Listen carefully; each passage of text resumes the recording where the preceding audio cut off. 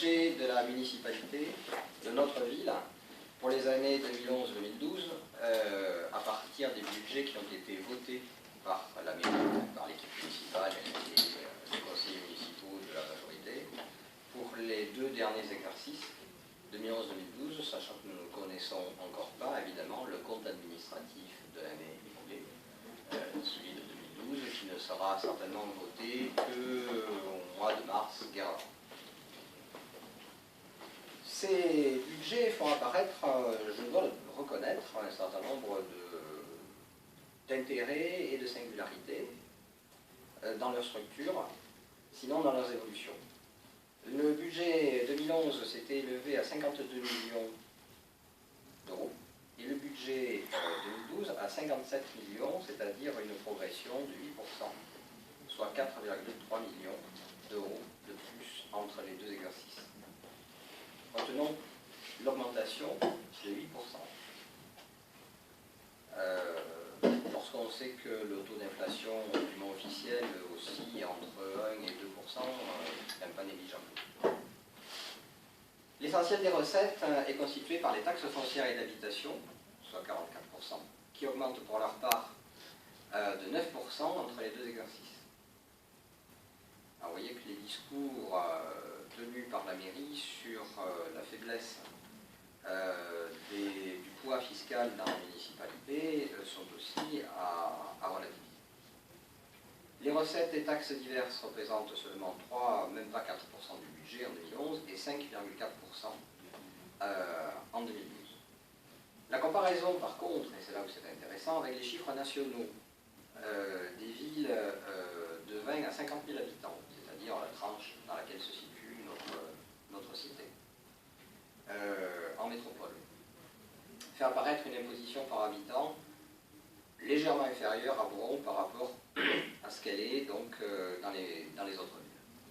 Mais le coefficient de mobilisation de potentiel fiscal, comme je vous le soulignais tout à l'heure, est de 102 à 103% à Bron, sachant que la moyenne nationale n'est pas connue. L'encours de la dette par habitant a fait l'objet d'une réelle maîtrise, il faut le reconnaître, puisqu'il est passé de 582 € en 2006 à 400 € en 2012, et il est inférieur à la moitié de la moyenne nationale. Globalement, les dépenses par habitant sont inférieures au montant atteint au plan national. L'administration générale, c'est-à-dire le fonctionnement des services évidemment, mobilise un tiers, 31% des ressources en 2011 et 30% en 2012. C'est vrai que ce poste de dépenses a augmenté moins que l'ensemble des autres dépenses qui ont augmenté de 8%, sachant que ce poste-là n'a augmenté que de 5%.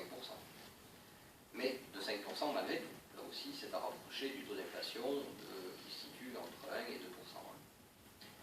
Donc on est à 5% à Bron au niveau des dépenses votées pour simplement les frais de fonctionnement. L'éducation, évidemment, constitue le premier des postes de dépenses actives avec 18% des crédits sur les 2 exercices.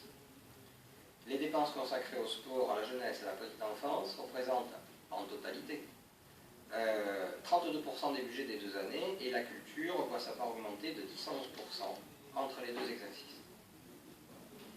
Mais corrélativement, les dépenses afférentes à l'aménagement urbain et au logement, on en parlait tout à l'heure avec l'intervention de Nicolas, ne constituent que 4% du budget, et celles consacrées à l'économie et à l'insertion seulement 3%. Pour sa part, le budget d'investissement est passé de 5,27 millions d'euros en 2011 à 10 millions et demi, et même un peu plus, en 2012, soit un doublement du volume des crédits. La part consacrée à la maintenance des bâtiments et des équipements de bureaux diminue de 13% et représente 17% du budget en 2012. Un investissement significatif a été effectué en 2012 en direction du quartier de Terraillon, avec le pôle des services publics, auquel est consacrée une somme de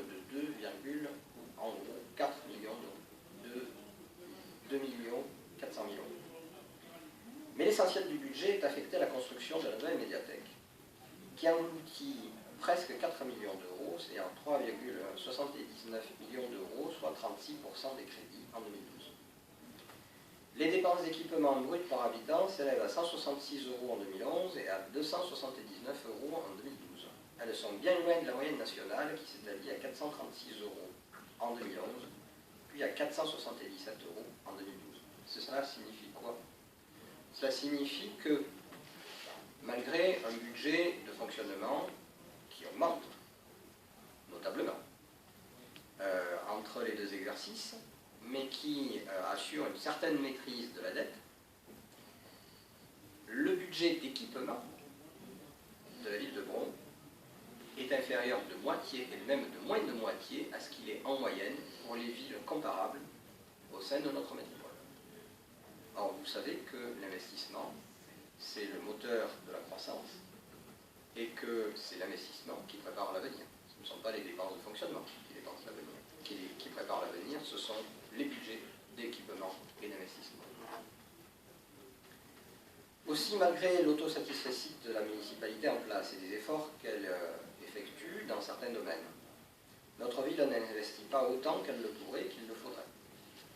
Tout budget, Nicolas y faisait quand même un peu allusion tout à l'heure, est la traduction d'une volonté ou d'une absence de volonté politique, quel que soit le domaine, et pour toutes les collectivités. Les choix effectués par la municipalité au cours des dernières années relèvent de la pure mégalomanie et ne visent qu'à satisfaire l'ego d'une seule personne. Malgré la grave crise que traverse notre pays, quelques marges de manœuvre financières existent par conséquent, puisqu'on voit que une grosse partie du budget d'équipement a été consacrée à précisément des investissements qui ne seront pas productifs, qui auraient pu être évités et qui auraient pu être beaucoup mieux utilisés que cela n'a été fait. En dehors de toute démagogie, il nous appartiendra de promouvoir des politiques davantage axées sur les réels besoins des habitants, susceptibles en particulier d'attirer les investissements et les entreprises, qui sont le seul moyen d'engager une lutte résolue contre le chômage qui frappe toutes les catégories de la population. Voilà ce que j'avais à dire dans un premier temps sur les budgets votés au titre des années 2011 et 2012.